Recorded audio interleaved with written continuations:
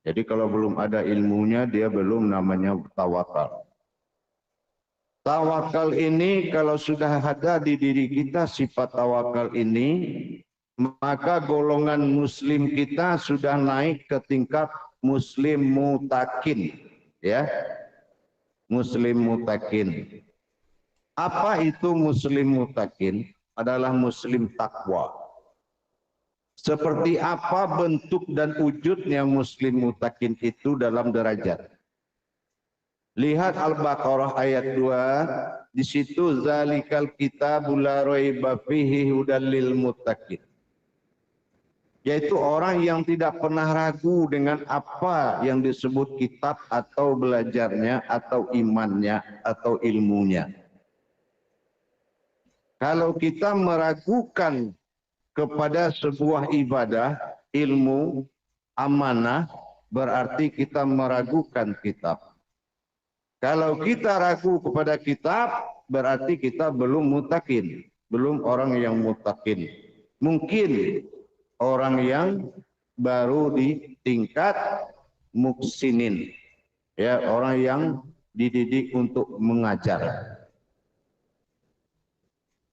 Untuk itu para jemaah sekalian, pernah saya menyampaikan beberapa hal kajian terhadap tingkat kodrat manusia bedanya dengan makhluk. Atau makhluk atau dikatakan dengan jiwa-jiwa selain dari umat seperti hewan atau makhluk lain.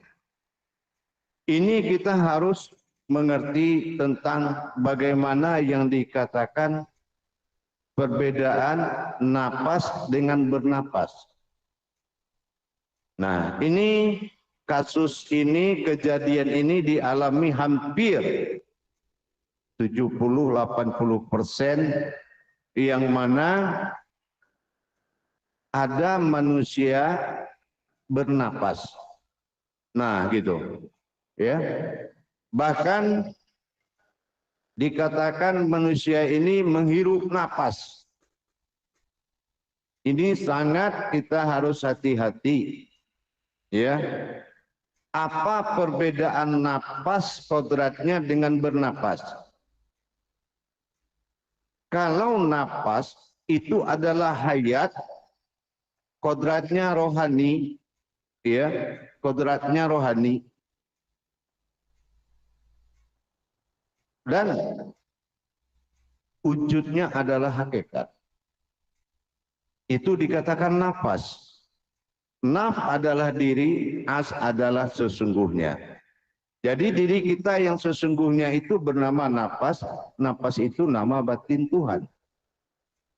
Terus adakah batin Tuhan bernapas kepada yang lain? Tidak mungkin. Karena tidak ada Tuhan selain Allah. Untuk itu kita lihat apa yang dikatakan bernapas, yaitu kullu nafsin zaikatul maut.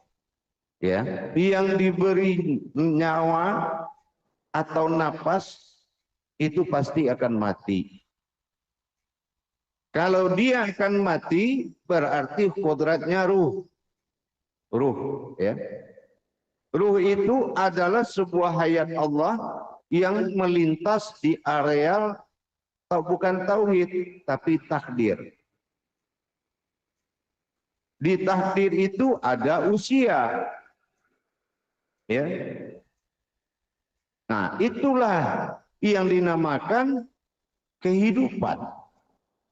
Kalau napas hidup, kehidupan bernapas.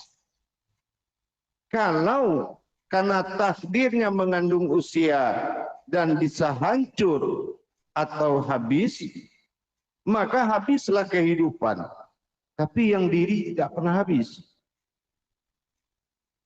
Kita kalau ingin memakai kehidupan, berarti harus memiliki amalan zikir batin. Gitu. Yaitu zikir bagaimana napas berzikir. Gitu. yaitu diri yang mengingat.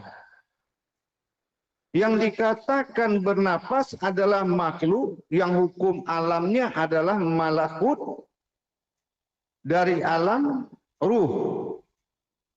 Dan di alam ruh itu semuanya bernapas ke situ. Namanya alam napas, alam ruh. Kucing bernapas ke situ juga. Ayam bernapas ke situ juga. Maaf, anjing bernapas ke situ juga. Karena kullu nafsin zaikatul maut. Itu ruh yang akan hidup dan mati. Ini namanya kehidupan, bukan hidup. Dia golongannya adalah hayyun, bukan hayat. Gitu. Nah, kalau kita satu napas dengan makhluk, bukan diri yang napas, tapi bernapas lagi diri ini, maka kodratnya nilainya jatuh ke makhluk. Begitu kambing mengap, kita menghirup. Kambing, dihirup lagi. Lama-lama otak kita kayak kambing. Kalau masak nggak mau satu macam, mau 50, kalau perlu 20 macam. Semua kita mau, ini mau, itu mau. Itu berarti jiwa kambing tadi sudah masuk.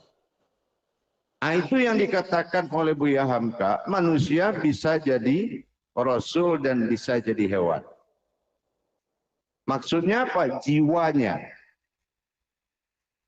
Makanya kalau kita mengingat diri, itu sudah sama mengingat napas. Karena diri itu napas. Naf'as. Nah itu aku fa batin. Diri batin. Kalau diri batin, dia tidak punya napas. Karena diri batin itu markazi. Yaitu berpindah-pindah.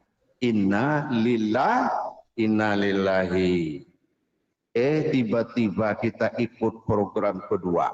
Yaitu hidup menjadi kehidupan. Coba bayangkan. Harusnya kita hidup hayat. Bukan hayyun. Kalau hayyun kehidupan. Kehidupan termasuk makhluk itu kehidupan. Contoh kita pelihara kucing. Kita senang kan melihat kucing. Kita pelihara umpamanya begitu. Itu kan kehidupan. Karena kita senang dengan dia. Lama-lama kucing itu mati juga. Berarti kehidupan itu bisa hancur. Begitu bernapas lagi. Ayam kita hirup lagi. Dia ngeluarin napas kita hirup lagi. Karena kita sudah satu alam malakut dengan dia. Alam ruh. Pantas selama ini banyak sekali jiwa binatang di dalam diri kita ini. Ada apa ini? Marahnya udah kayak apa? Oh, rupanya saya satu napas dengan binatang. Ini kan gitu.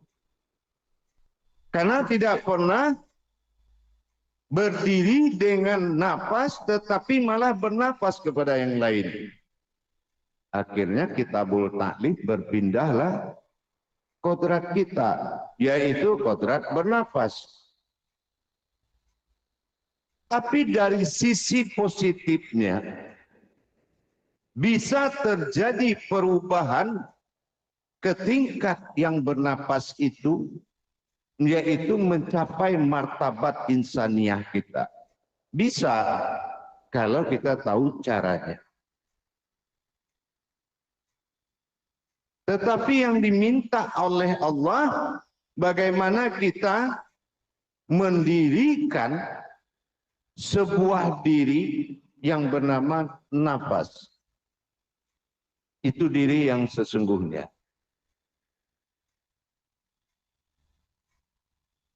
Maka kita harus melepaskan ancaman kehidupan binatang di dalam diri kita atau kehidupan makhluk-makhluk lain. Tentu kita harus mengisi perjalanan napas kita dengan zikir untuk mencapai derajat di atas makhluk. Paham maksudnya?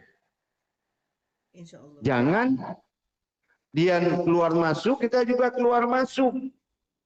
napasnya. Nah, itu sama aja. Tapi kalau sudah bekerja mata batin kita mengikuti kemana dia keluar dan kemana dia masuk, dari mana dia datang, kemana dia pergi. Itu sudah perjalanan batin, bukan napas lagi. Bentuknya mirip dan sama. Kenapa? Mencari napas dengan yang bernapas itu, yaitu seperti kita melihat kekosongan di depan kita, tapi kita merasakan ada angin di dalamnya. Begitulah tipis perbedaan ruh dengan napas. Nah, selama ini mungkin kita pemakai ruh, ya. Akhirnya terjadi gejolak-gejolak segala sifat hewan di diri kita. Kalau kawinnya juga kawin hewan, ya. Makannya makan hewan, bismillah juga kagak, kan gitu.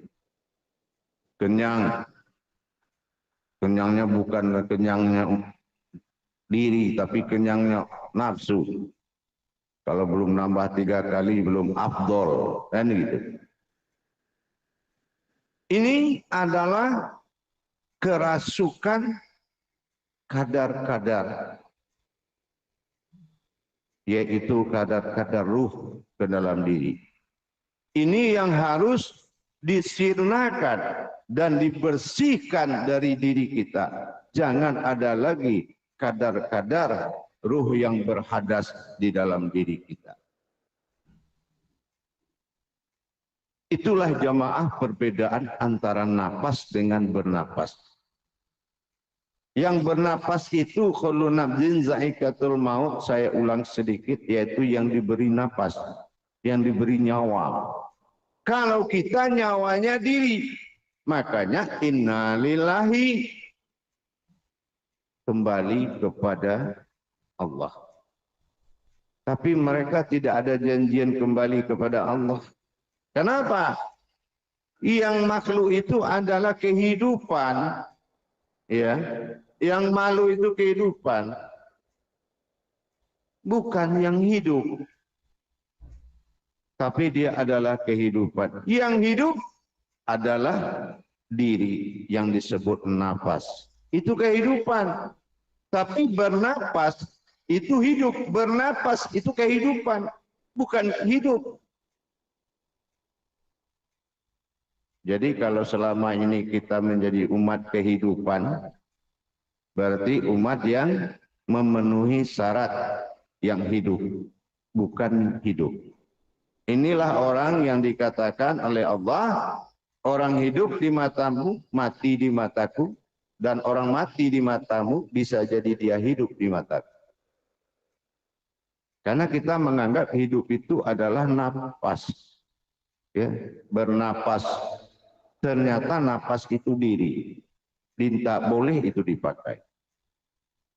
Waduh Buya, tadi dulu saya begitu, jadi bagaimana caranya lagi Buya? Udah numpuk sifat binatang dalam jiwa saya. Banyak sifat itu. Jadi bagaimana caranya? Maka kita harus melaksanakan zikir napas, disebut dengan napas berzikir kepada tingkat sifat. Kalau di atas ruh itu ada tingkat sifat, maka kalau kita laksanakan zikir itu, maka derajat kita akan naik dari makhluk yang tetap dijadikan makhluk. Tapi kita adalah umat yang akan dijadikan sebagai hambanya Allah. Kalau startnya dari kodrat makhluk, mah susah. Tapi kalau startnya dari umat menuju hamba, itu mudah diperjalankan. Maka kita harus mendirikan, yaitu zikir napas. Dengan judul napas berzikir, atau dikatakan napas bersifat. Kalau napas sudah bersifat bermain batin dengan Allah, berarti golongan bernapas sudah tinggal dadah di belakang. Tapi kalau napasmu belum dijalankan, belum berjalan, dirimu belum berjalan namanya nafas, berarti kamu masih seorang kehidupan, bukan seorang yang hidup. Apapun kemampuanmu, kemampuanmu masih kemampuan kehidupan, bukan kemampuan yang hidup. Untuk itu para jemaah, makanya dikatakan kita melaksanakan aku adalah sebuah perbendaharaan, kata Allah, setelah aku adalah aku. Maka kita harus memiliki wawasan hakikat yang sangat luas sekali. Apapun yang terjadi dari alam syariat ini, perbuatan syariat, kita wajib tahu. Tapi kalau kodrat kita masih kodrat kehidupan alias makhluk, berarti kita ini berteriak di dalam kaca. Allah seperti itu melihat. Apa sih yang diteriakkan? Enggak ngerti saya. Mulut bergerak tapi saya enggak dengar. Dinding atau hijab kita dengan Tuhan itu belum terbuka. Kenapa? Derajat kita masih bernapas. Kalau bernapas itu makhluk. Kalau makhluk itu kehidupan. Kalau kehidupan bisa hancur. Ya. Kenapa? Karena kehidupan punya takdir. Maka dikatakan kehidupan ruh dengan jasad itu dinamakan dengan nasma. Ya. Kehidupan jasad disebut dengan ruh itu dengan disebut nasma. Apa arti nasma ini? Aku hanya sebuah sebutan. Wah, kasihan banget kita kalau kita dengar begitu. Ya kan? Aku hanya sebuah sebutan. Ada istri di rumah? Enggak ada. Ada istri. Tapi orang nggak mau tahu istri itu apakah golongan hewan, apakah golongan orang. Kita nggak tahu. Ada mamanya, ada. Hanya sebuah sebutan. Tidak ada nilai yang bisa dipuji di dalam.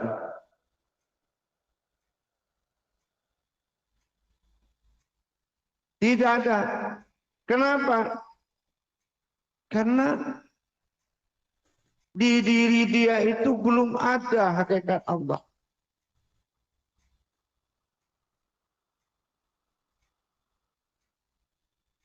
Maka kita harus meningkatkan nafas bersifat kepada Allah, yaitu berzikir. Nafas berzikir. Kalau yang dipelajari dari 4 batin Allah, nafas, tanafas, ampas, nufus, tingkat sir yang telah disampaikan, yang sekarang saya menyampaikan tingkat sifat. Contohnya sifat apa? Kalau sholat itu Allah katakan berdirilah di alam kabir, berarti kabir itu sifat. Berdoalah dengan kodrat jabariyah, ya Allah, ya jabar, ya Allah, ya kabir. Jabar, kabir itu sifat. Nafas, diri itu sifat. Makanya kalau roh turun naik itu enggak sifat. Tetapi kalau kita ingin menjadikan hidupnya 4 sifat Allah dalam diri, bersifat Allah pada batin, nafas, tanafas, ampas, nufus, berarti kita harus memenuhi syarat. Kenapa? Untuk perbuatan sifat pada batin Allah itu dilakukan orang yang mencari suatu kodrat yang bernama ma'ul hayat. Ma'ul hayat, sumber semua kehidupan. Semua yang hidup itu, yang paling tinggi derajatnya itu adalah ma'ul hayat.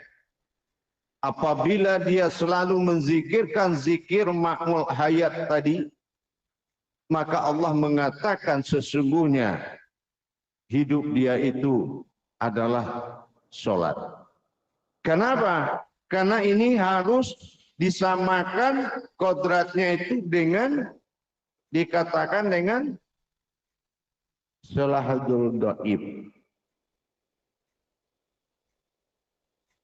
Itu Salahul Doib adalah orang yang selalu berhubungan dengan Allah, dengan batinnya, dengan sifatnya, dengan zatnya, dengan nurnya. Kalau dia selalu berhubungan dengan Allah, dengan kodrat-kodrat sifatnya, sifat Allah, maka dikatakan sesungguhnya orang itu harus telah menjadikan berdiri pada salahud daim.